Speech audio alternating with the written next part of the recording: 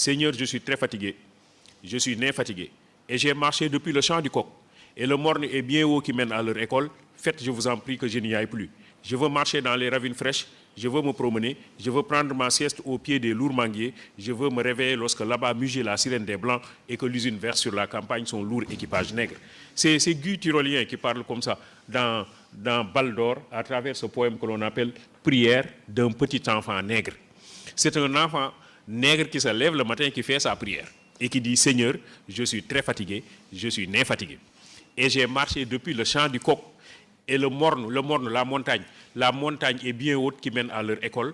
Faites, je vous en prie, que je n'y aille plus. Je ne veux plus aller à l'école.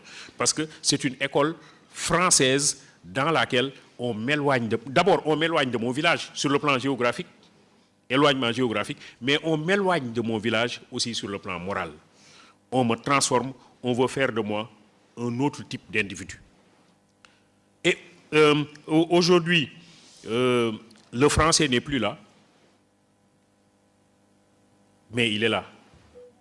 Entre les colonisés, dit Jean-Paul Sartre, le colon s'est arrangé pour être l'éternel médiateur.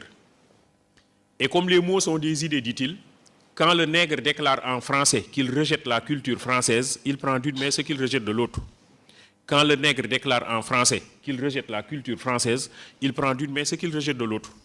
Il installe en lui, comme une broyeuse, l'appareil à penser de l'ennemi. Aujourd'hui, chez les Occidentaux que nous nous rendons pour apprendre la protection de l'environnement, il y a un problème.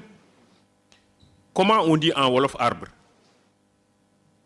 Garab. Comment on dit en Wolof médicament? Garab, ça veut dire que pour le Wolof, l'arbre est un médicament.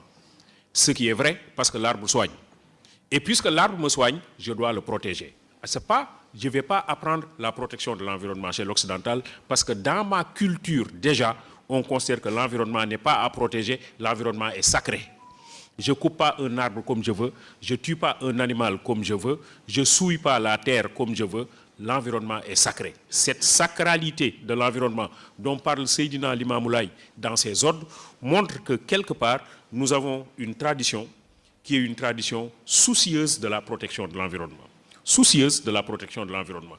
Et le négro-africain, traditionnellement, est quelqu'un qui a toujours entretenu des relations horizontales avec les éléments de l'environnement, pas des relations verticales. Ce n'est pas quelqu'un qui regarde avec condescendance l'environnement. Au contraire, c'est quelqu'un qui entretient même, dans certains cas, des relations de parenté avec des animaux ou avec des arbres. Par exemple, les cènes sont apparentés aux lièvres. Je ne sais pas si vous avez entendu parler de ça.